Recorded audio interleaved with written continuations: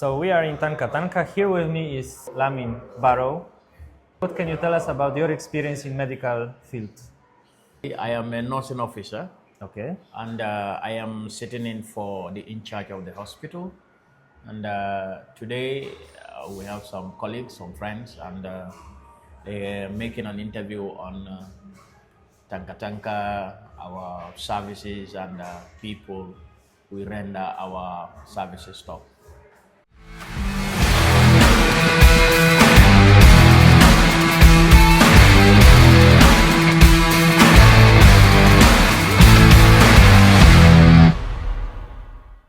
So we have a couple of questions about Tanka Tanka.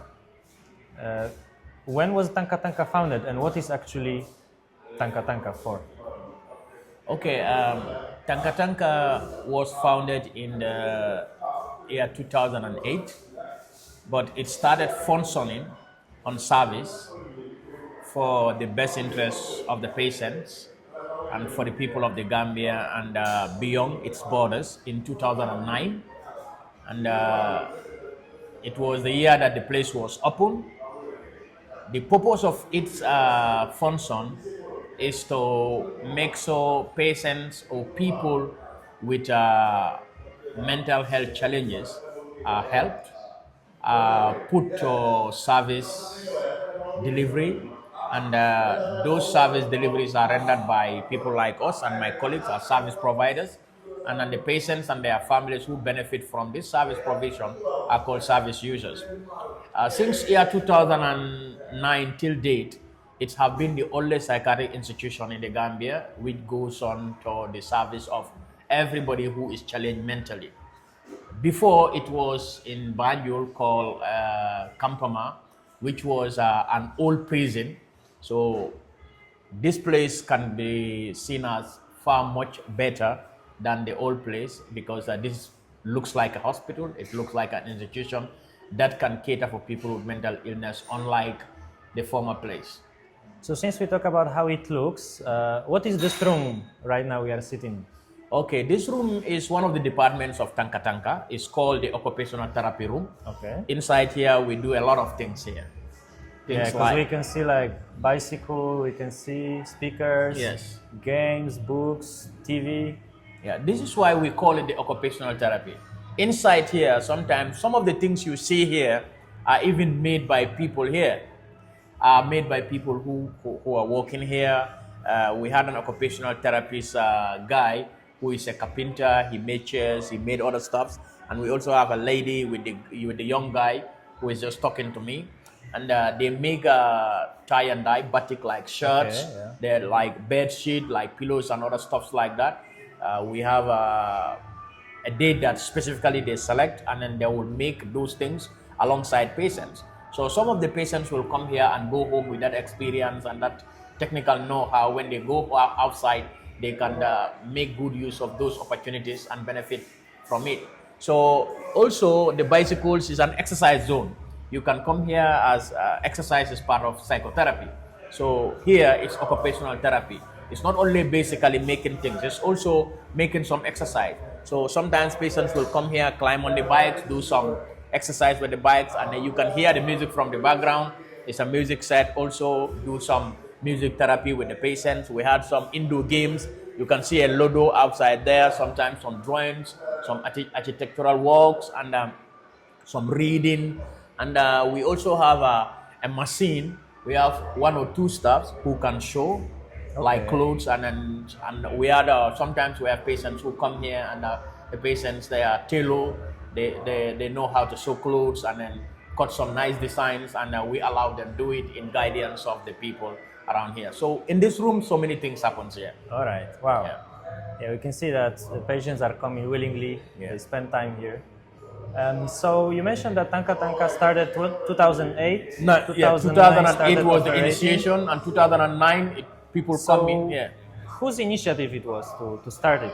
Okay. Because before there was nothing. Eh? Yes, there was nothing. And we had two honor squares. One was the then departmental matron of the Kampama, the former hospital, the former psychiatric hospital. It was Kampama. There was a lady who was heading it, like one of us, me or the departmental matron. She was the one here. And we had these Dutch visitors, and a lady came by the name Anna Bowman, who came to this Gambian Anna and asked what they would want or what the Gambia might want in relation to mental health. And it was the lady's idea that why not we have a psychiatric institution, a better one, because this one was an old prison, which is the Campama, and then a place that patients can feel more conducive with a better environment to, recover well.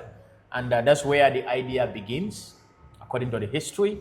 And the rest become a longer history. And Anna went back as a tourist, consult some friends, some philanthropists, and then they gathered some funds together. And this land was also given by the then president of the Republic of the Gambia, that's Yahya Jammeh. He gave this land free to the Dutch Foundation, and the Dutch Foundation, with the help of the Gambian military men, our servicemen, they cleared this place, do a lot of the labor work for the Dutch Foundation. Exactly, the liberation work, and then this place was in place with the help of the Dutch Foundation called Tanka Tanka. So basically, Tanka Tanka is a mental health facility, right? Yes, yeah. But you also deal with drug addictions. Yes. Now, how is this related? Drug abuse with mental health problems? We have a number, a statistics number, like which says 2 months ago, we have a record of almost 40 people that have history of mental illness in relation to substance abuse. Okay, 40. Yes, 40. And the total number of patients was at that time? At the time, 87. 87. Yes. So almost half of the people. Half of the people were substance-related patients for the past 2 months. So if you compare it to the previous years, the number has increased.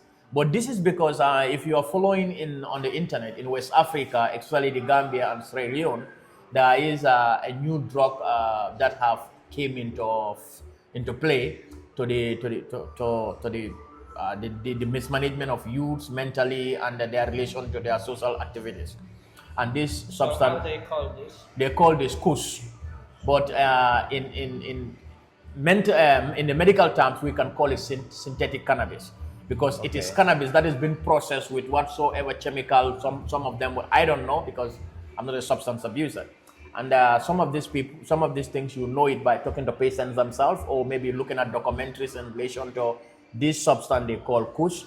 In the Gambia, they have given it other names like Jinabaz and stuff like that. Yeah, so because of the speed, that's a Gambian sprinter name. Yes. So they named the substance after her. And this substance, some people will say it has some human bone or human anatomy added to it, and then to make it more chemical bond. I don't know this, but I heard about it. But to be on the ground with this, like to make a support of the idea, it's like it's affecting a lot of people, and some youths are even dying out of it. So because of this substance, I believe came the rise of the number of patients that we are having in this recent years, since last year coming to this year. I believe Gina Baz will not be happy of that. Well, I wouldn't be happy if it was me. Sorry. Yeah. So what is the difference between this drug, this KUSH, in effect on other drugs? How you will describe the people who took this, how they behave, or how this affect their body? We don't have a lot of patients coming into Tanka Tanka that will say that Jinabas brought them. We have 1 or 2 or maybe 3 or 4.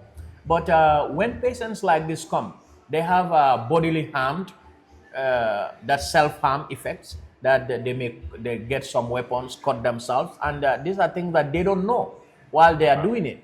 It's after when they come here, they have a withdrawal syndrome, because we have different departments, different rooms. We call them departments of patients. We call it the acute ward, the less acute ward, the severe ward. So when you come and then you become so severe, aggressive, violent, and self-harming, we withdraw them and keep them at that place where they will have a full observation period from one shift to another.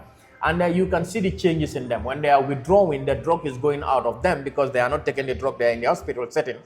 You can see they started to sense back themselves. They're trying to bring in self-actualization. They try to remember themselves, what had happened in the previous days. And when you ask them beyond the limits of those days that they could remember, they can't know anything.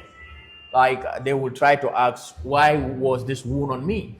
and then you can say you cut yourself this time, oh, some of them will go into So they that. were not aware. Yeah, of what they are they are not doing. aware of doing that because they are under the influence of this KUSH. This is why it is different from other substances.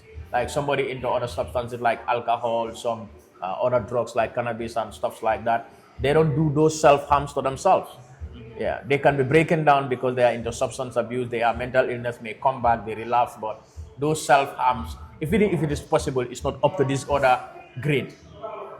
Wow. So how do people that took drugs or addicted, how do they get to Tanka Tanka? Because like in Europe, what we know is police can arrest people, maybe young people, they check them, oh, they have drugs, they go to court, then court orders them to go through a therapy, closed facility. Mostly they have choice to go to prison or to go to therapy, so they choose go to So yeah, so how does it look in the Gambia? How do patients come to Tanka Tanka? In the Gambia, we had a setting, and this setting will look like a triangle. You understand? And the patient, the person who need the service, will be in between inside the triangle. Okay. On top is the family. This end, we call it the outpatient department. But this outpatient will determine who is doing the function to be considered the outpatient. And the other end is Tanka Tanka. So both of these can do the referral.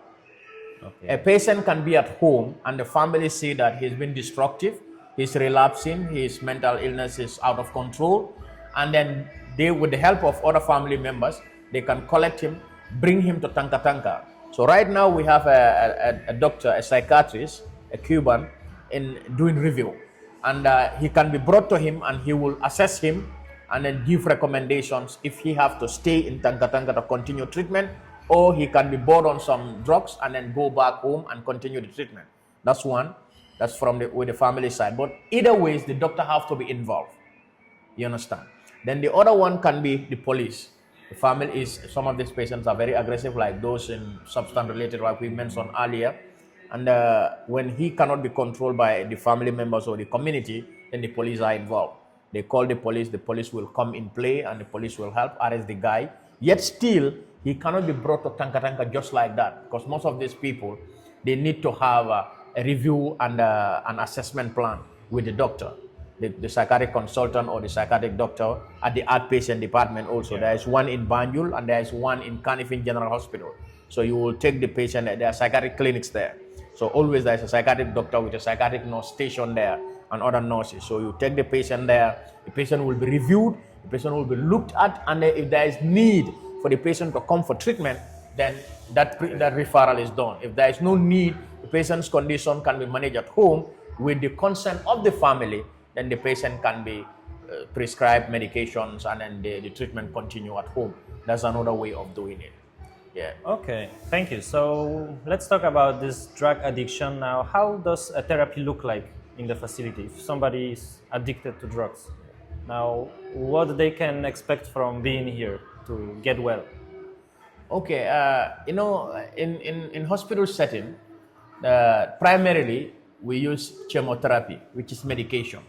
And when a patient comes and he is very aggressive, he is very reluctant, he is out of control, first of all, a start dose will be given.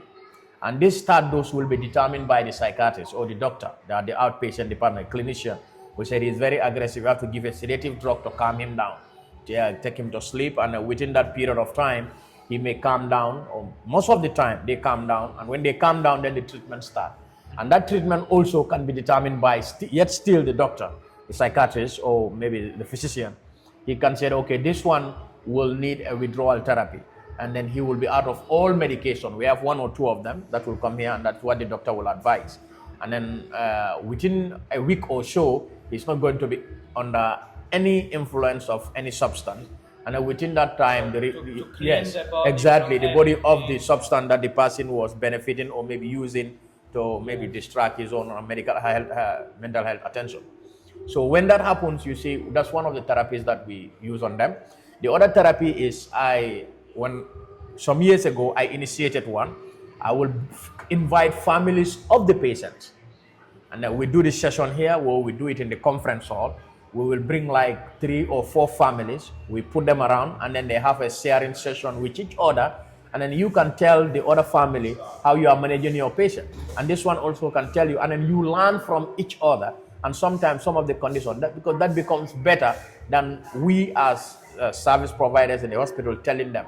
So they hear it from the horse's mouth, who feels it knows it, so they learn from each other, and that was very effective, and then it helps as well. That's another one very good idea. Yeah, I think it's good because mostly it's because of society. When the young people it started. Yeah. They have friends who abuse drugs, so they start. So if they don't have family support, probably they can come back even after being discharged. Yeah. So that's another way of therapy. And here also, like the gentleman there also, we do some therapy with patients as well. He will collect a good number of them. I'd work with him, so I train him how to do that. We make sure that some of the patients are collected, like 3 or 4 or maybe 5 up to 10, and then we will be sit around a table, and the person who is in charge Rao, it's not me, it's not him, it's not any other person, but it's the patient with the red ball. We have a red ball, so he holds the red ball. It's like when you go to the West, a coaching program. He will talk about what disturbs him, what he likes about the place. It's a free session. You can say anything. You can even abuse people verbally, but we just want to hear what is inside you. So you talk about it. Some of them will talk about the food. Some of them will talk about how they are treated. Some of them, and we take a jotting of that, and then we come back to talk to them. Some of them, the substances they use, and when you are done, you put the ball down, and then there was a lady here. She had an appointment at the main hospital today. And even the matron, you involve, intervene, and we see how best we can have a one-to-one with you, or maybe a group therapy with you, talk to you and share some session. Like there is patients with high illusions, high delusions, and some of them think themselves like they are you, they are Jakub, or they are Paul, they are from Poland. So we try to challenge them to that treatment without the use of medication, because it's metomanic. It's like a prophet telling you that I'm talking to God. What is your evidence? So patients also will tell you, I am Paul, or I am Jakub, I'm the King of England. So if you are the King of England, you have to prove the person wrong. If you are the King of England, I understand the King of England's name is Charles. What's your name?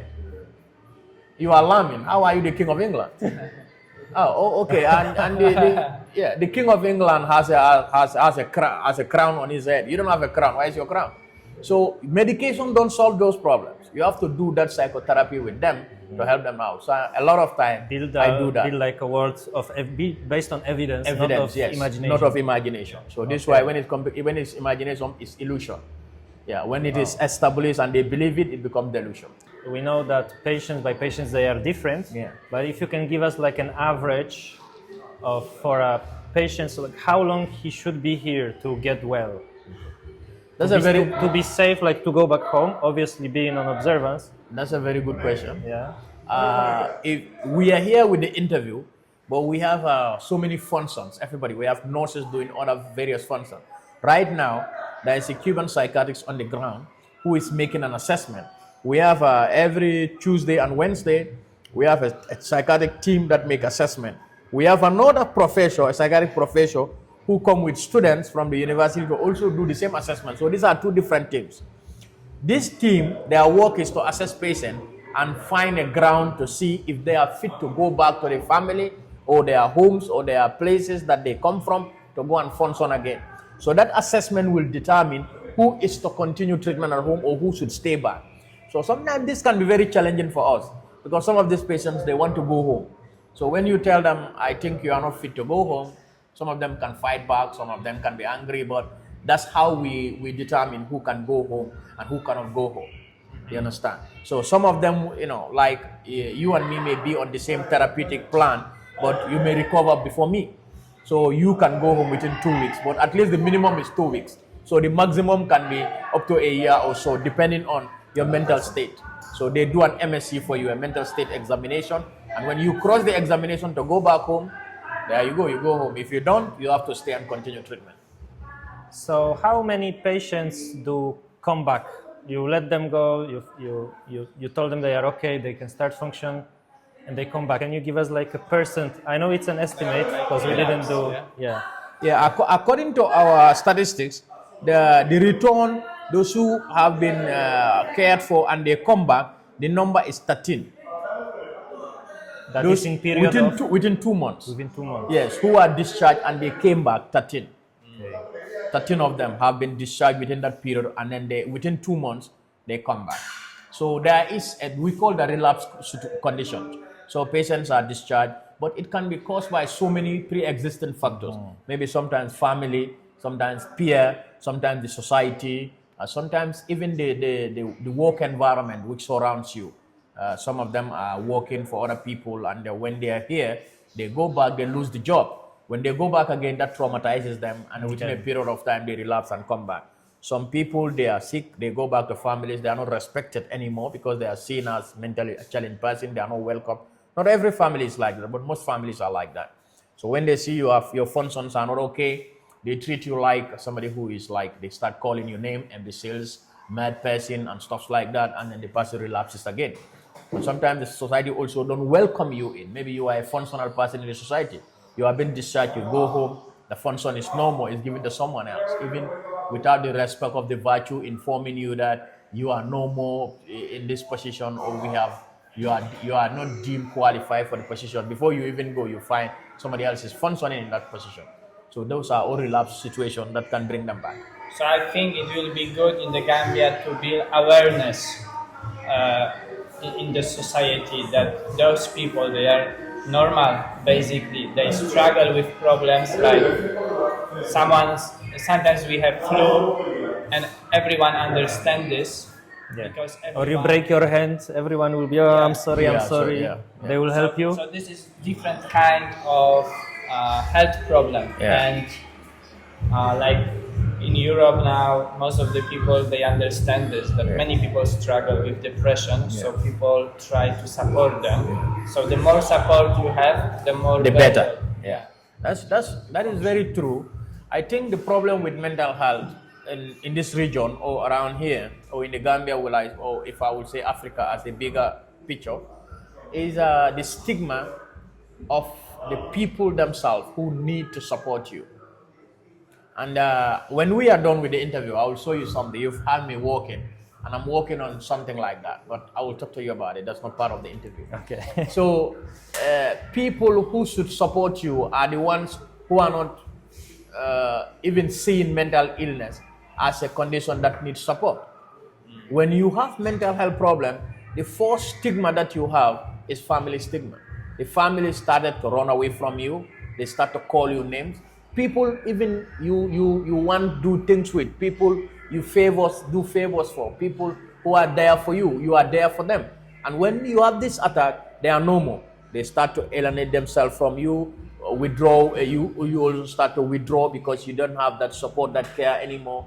And then the background information that holds the bigger picture of this is that conventional treatment that is coming to Tanka Tanka is not a priority of the community and the families. When somebody is challenged with mental illness, the first bus stop they go to is the traditional treatment. So when the traditional treatment can't do anything for a period of time, that's the time they come here.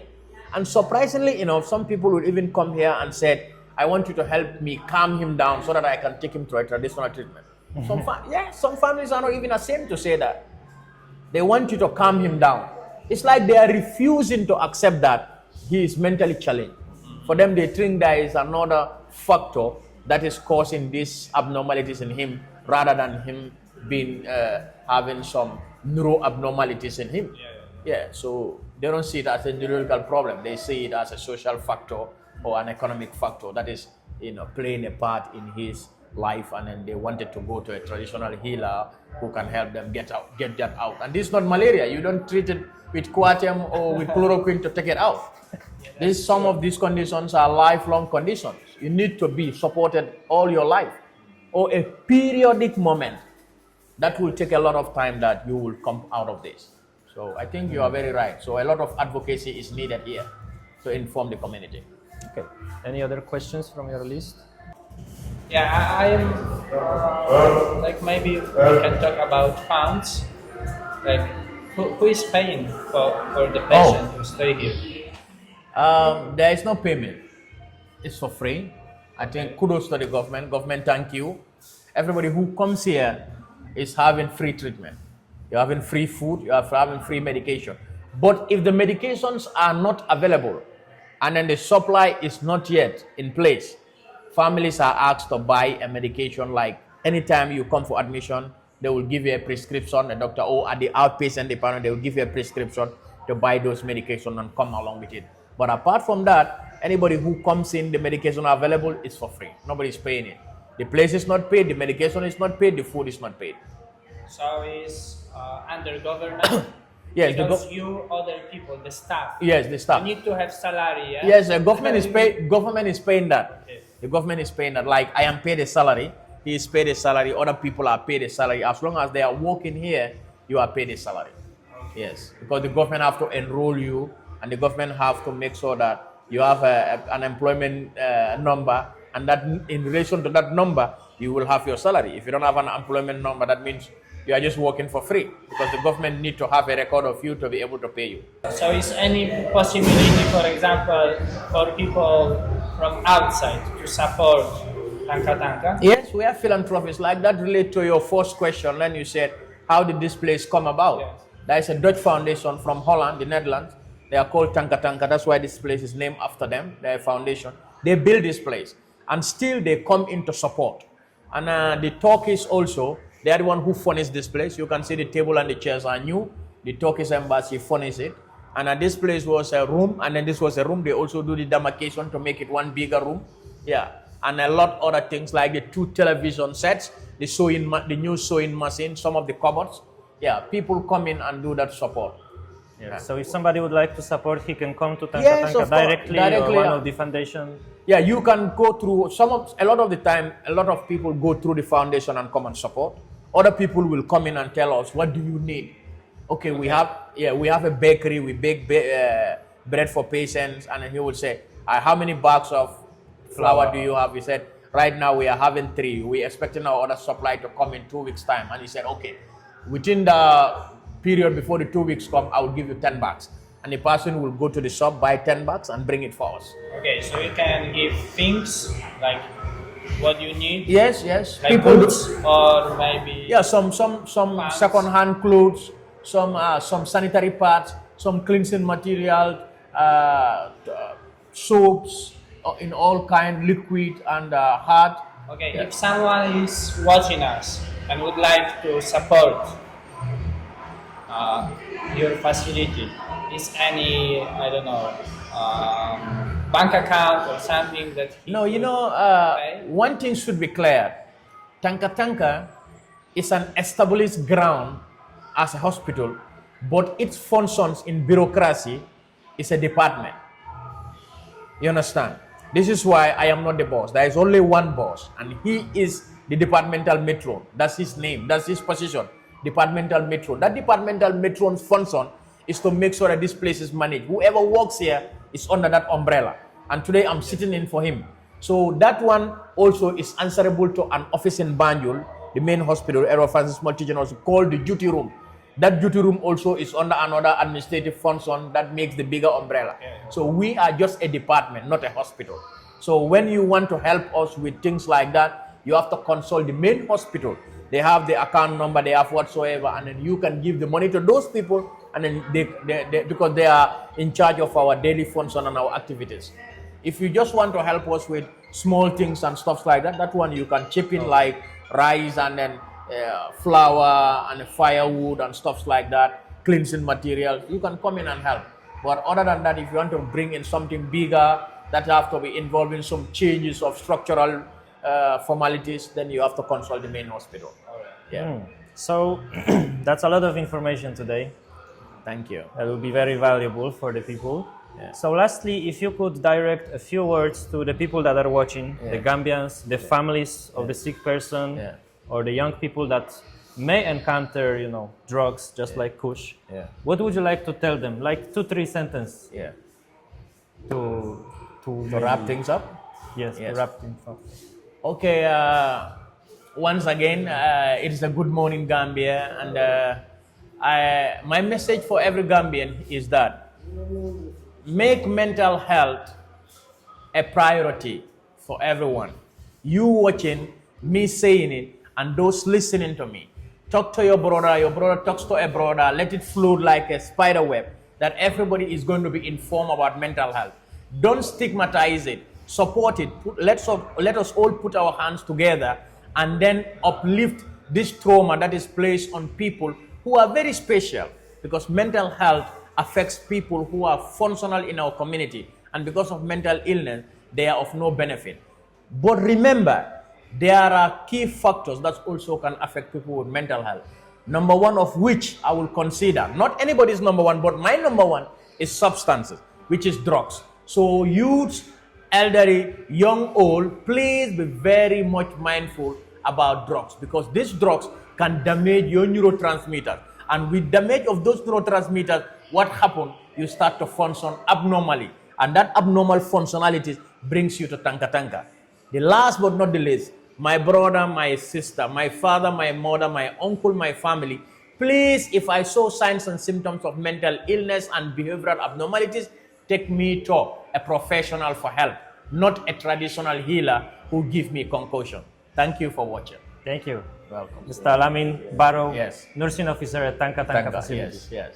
Thank you. Thank you, Paul.